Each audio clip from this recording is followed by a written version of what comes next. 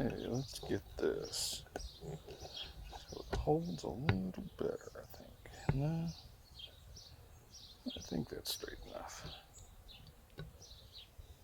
Okay, so what we want to do first, what do I got? I can't remember if I got metric or I'm using Imperial standard sockets. Got a 9/16, I believe. Yeah.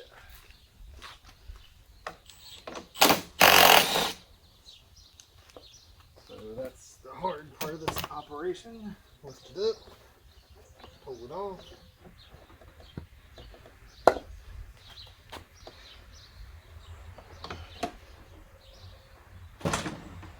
Now obviously this looks like the first time that this has been pulled off, so you kind of want to do what you can to repair this.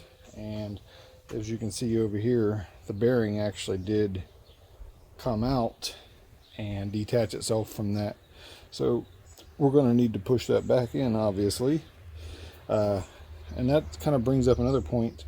You know, I was kind of told as a warning, you know, hey, when you do this black, you want to protect this, but you know, these things normally come out pretty easy, so might as well just go ahead and pop this out. Normally these bearings are really easy to replace too, so if you have a bad bearing, now is your time to get a nice new one. But as long as they're not making big crunchy noises and they seem to spin pretty freely, this step is done. So 9/16 for the front. I believe the back is the same.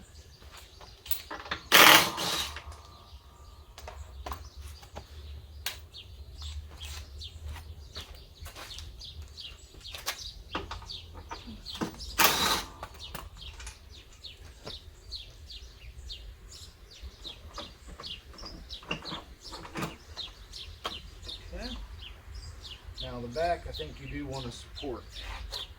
The only reason I say that is because they have little drive mechanism dust protectors on there. So that I'm going to go ahead and find something that's pretty easy to support back there. This cord of Minwax should do plenty to protect it. That's pretty stable. Alright, then we got everything there. As you can see, pretty darn stout wheel, bearings on both sides. So we're just going to go ahead and pop those bearings out. Usually you just want to, a lot of people tend to just use the screwdriver, which the screwdriver still has a pretty sharp tip, and you can actually damage these seals. Now normally with these seals, I usually take the inside one out just so you can stuff a bunch of grease in there and you got a little bit of chance of the grease, especially on a super hot day, of it kind of sloshing around and actually getting new grease into the bearings. You know, everybody's got their own opinion on that, but I think buying a super high quality grease is a lot better, like just than the stuff that the crap that they stuff in the Chinese bearings. You know, doesn't do a lot. So that's what I'm doing now. I'm gonna go ahead, and we got all the wheels off. Let's get the bearings out and get these things prepped for painting. Okay, so I'm gonna kind of show a little bit of what's going on here. All I'm doing is taking the bearings out. A lot of people get, a lot of people's kind of like bearings need to be pressed in. I remember making even a bearing press for a riding lawnmower. Like me and my dad spent a lot of time making a press, and then realizing these things aren't that tight at all. So what I suggest, just getting you a nice fat punch, you know, something that you can get in there and work around. Now this I stacked up on here, potentially as an example to get this one out, because you can't lay this flat and push it out because it lays flat on the ground. So, you know, just go in there and give it a few good taps. And you can see pretty easily they fall out. And these things definitely, you can use some grease. They are they're not very rollery.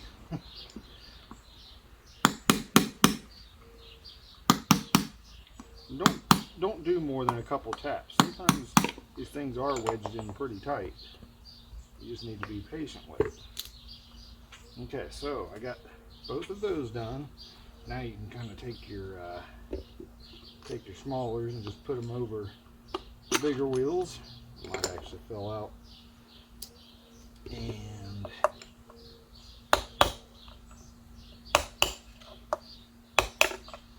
obviously, if you are planning on using it, oh crap, I stuck the wrong one in there. I don't know if they are the exact same size or not.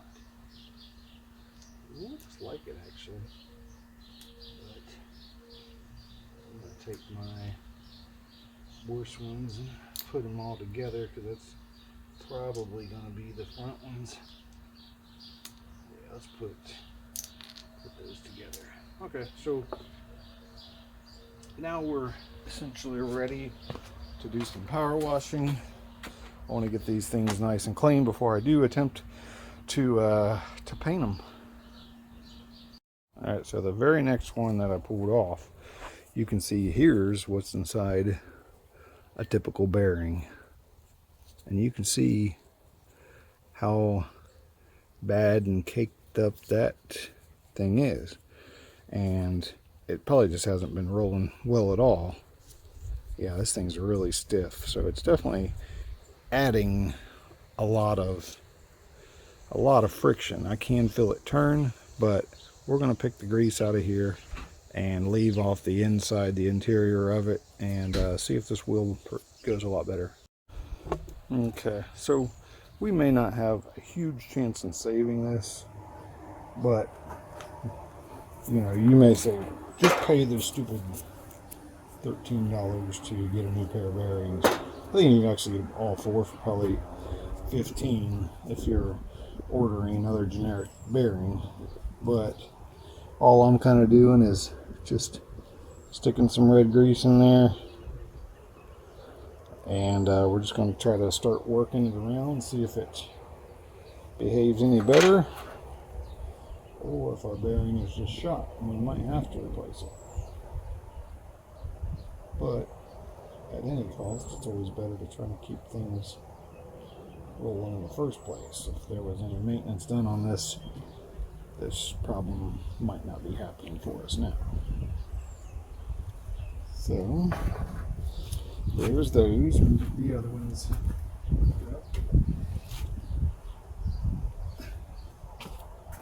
And another thing, just so you don't have to order the specific Toro part or any manufacturer, when it comes to bearings, there are numbers normally up on there. So you know, you can go through and you can get numbers off here normally. Like I can see that one, but it's hard to see through my glasses right now at this point. But I guess I'll just show it on there. Maybe it'll show itself a little bit better. Sometimes it's a manufacturer number, sometimes it's the actual number for the size of the bearing. So you can look on there, reference that to Amazon, and you'll probably find it for at least half the cost. Usually more than that. You know, then they have those numbers per the manufacturer to make the manufacturer a little bit of money. It's not necessarily a bad thing. It's good to order manufacturer parts for some things because you got some kind of gauge on the quality of it. There's another one. Let's see what it looks like inside that one. And this one's kind of like in between. You can definitely see there's a lot of voids. You can see there's a lot of voids of grease. But with the way we're doing it, we're replacing any grease in there, and if there isn't enough, there will be by the time we get this done. like I said, we're just kind of spending our time while we're waiting for the paint to dry. Alright, so the part I wanted to kind of demonstrate is usually, even though this bearing might just be easier to just replace, I usually, whatever side is the worst is probably the one that was exposed to the outside. So in this case, this one's probably the outside one. I always like the inside. Getting this so focused. Alright. I actually broke a piece of my tip off in there.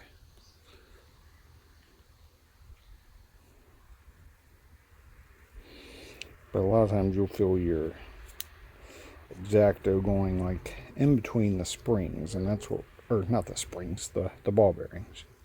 Okay, so we are inside there. See that? And there's your actual ball bearings.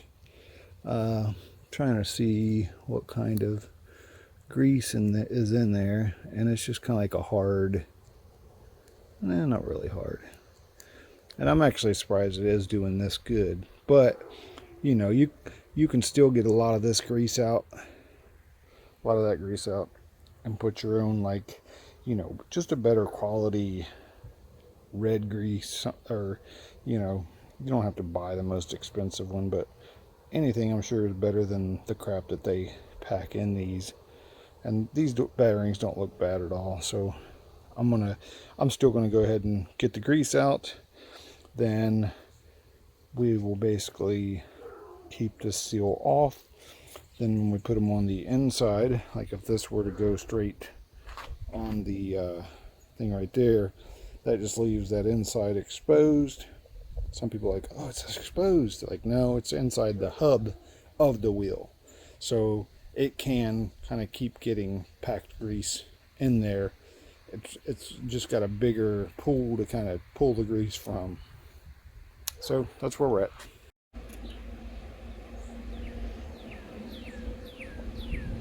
All right, let's do this.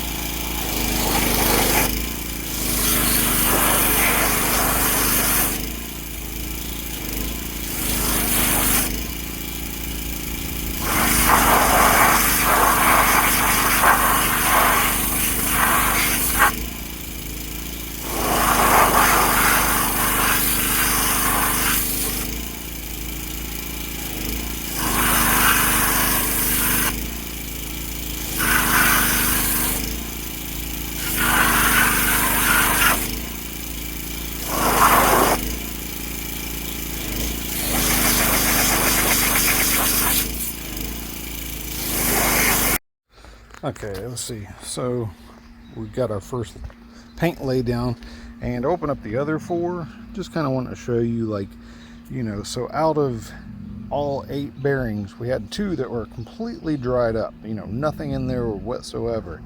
And let's see, over on the other side, I think we had 1 that didn't have enough grease left in it.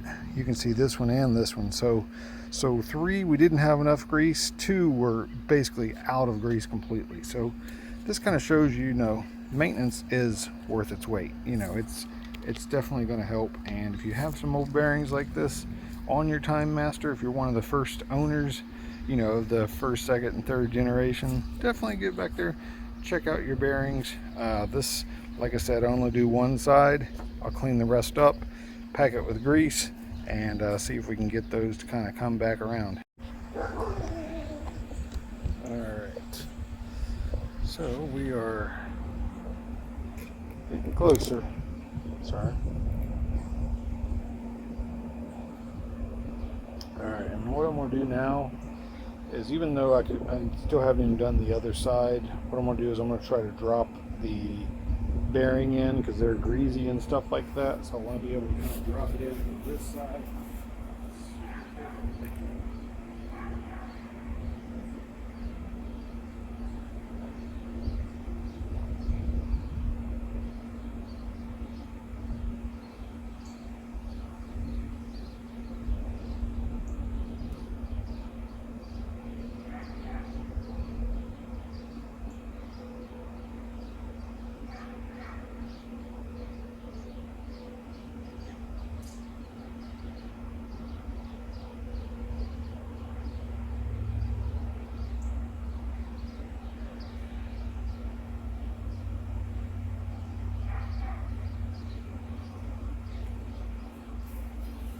Okay, as stated earlier, the open side's going inside.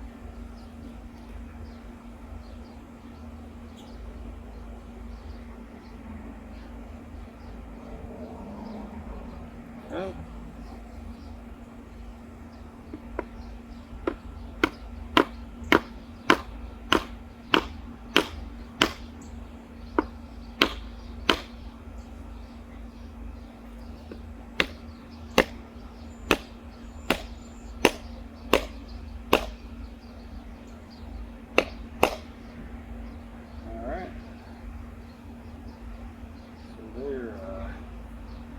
Relatively neat.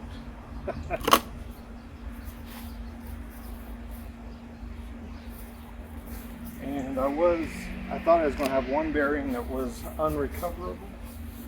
However, I went, took all my grease out, put the twice as good, or PV Blaster, I can't remember which one I used, but I put that on there and it started coming loose. So I got it all loose, saved some money on bearings, and got it probably better than from the factory with better grease. So we're a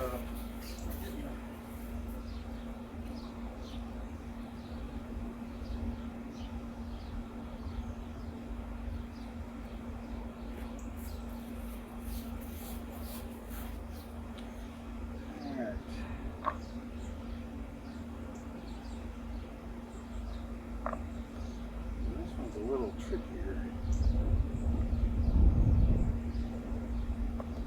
Definitely a deeper pocket on this side.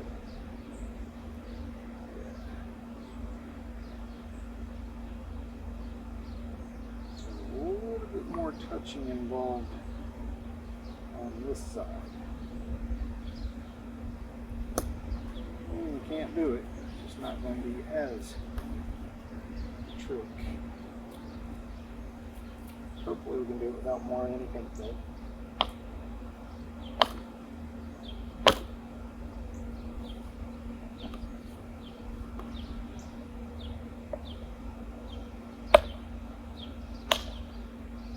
Beautiful.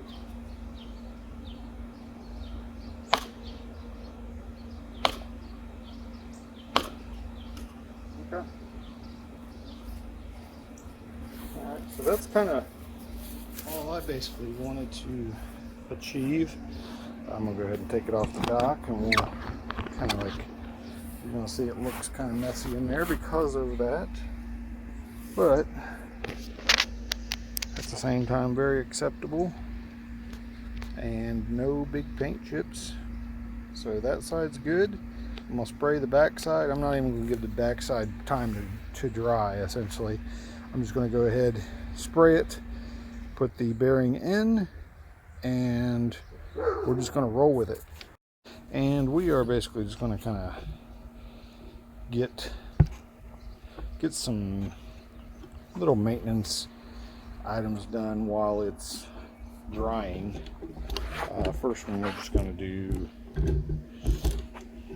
is just gonna get this little guy set up.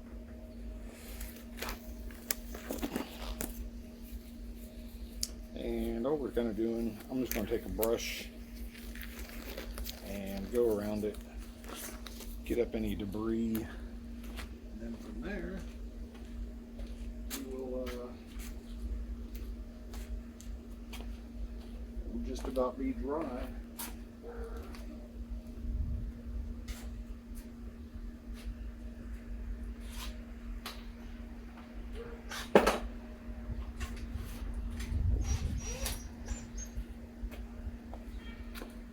Alright, let's see if we can raise this up a little.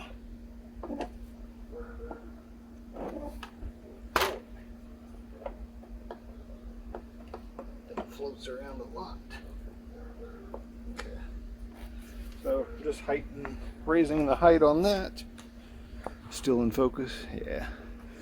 And we're just gonna zing around it a little bit.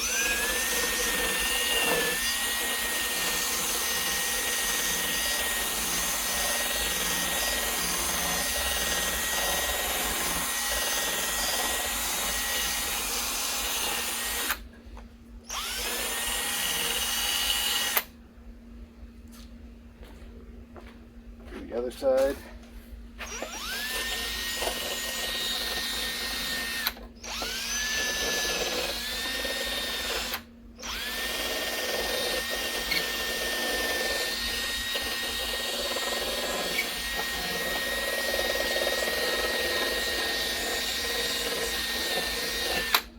Okay. All right. So those are pretty well taken care of. I'm going to do the backs too in a little bit. I just wanted to get you kind of focused. You know, no big deal at all here. This is, although repetitive, some people just kind of want to have a little bit of reference to get confidence in what they're doing. So that's what we're kind of doing here.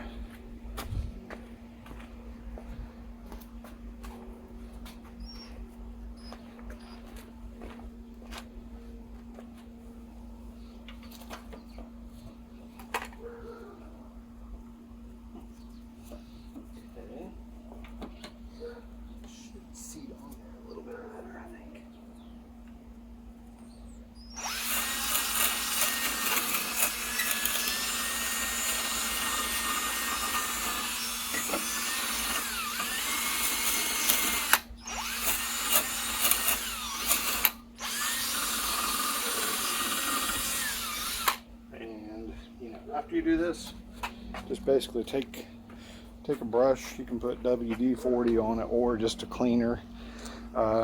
Just get them shined up, ready to put the bearings on after we do the bearings. Alright, these look like they're pretty dry, so we can get them started. I haven't even masked off the wheels or anything like that. Big deal, it's black on black. You know, I can always take some type of solvent if it doesn't look right at all and kind of remedy that. But just for now, everything's dry. Wiped it off a little bit, and no, should adhere pretty good.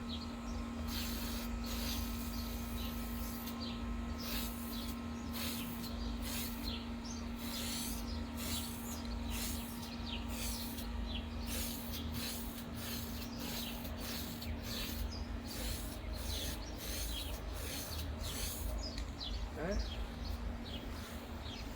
We're just kind of painting from every direction. It's light coat.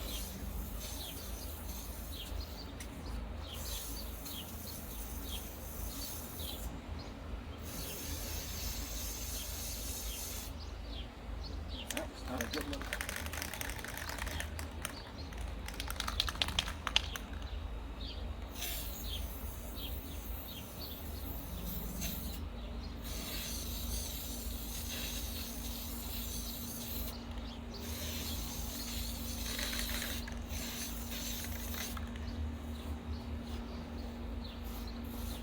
Let's see, how's it look on camera? Looks all right. Okay, so I'm going to move those off, get them sitting somewhere else. I am kind of worried that it used so much paint for that.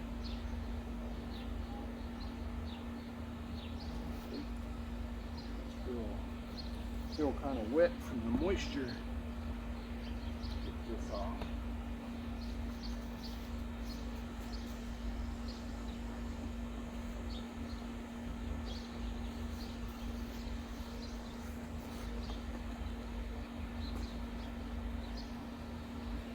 Yeah, these are definitely not the newest wheels. I don't expect super nice result, but it gives a little bit of flair, and that's totally worth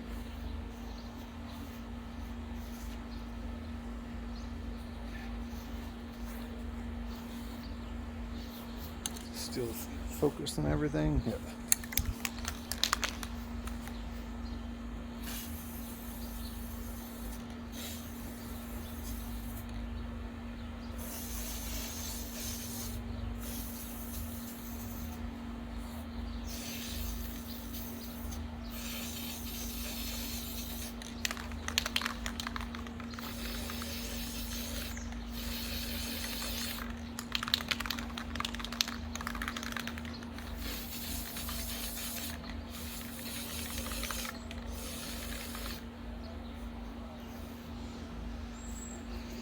Okay. Stuff, I don't know. Not so impressed with the coverage, but maybe just looks better after it dries. So that's what we got. I'm gonna go ahead. I'm gonna do one more coat on each of these wheels on the exterior. I'll probably spray the remainder on the interior, but I'm definitely anxious to see how well this holds. Usually regular paint doesn't stick to vinyl or plastic worth a crap, but I got this recommendation, so we're going to try it. Yep. Okay, so basically we got the wheels changed over, and I know at this moment it's kind of like a polished turd with the wheels. However, we are slowly doing things, and I kind of wanted to demonstrate mainly is that when you're doing stuff for the form, you know, basically the time you're waiting for it to dry, you can perform some things for the function. So that's it for this one. We'll do some more work as we come along.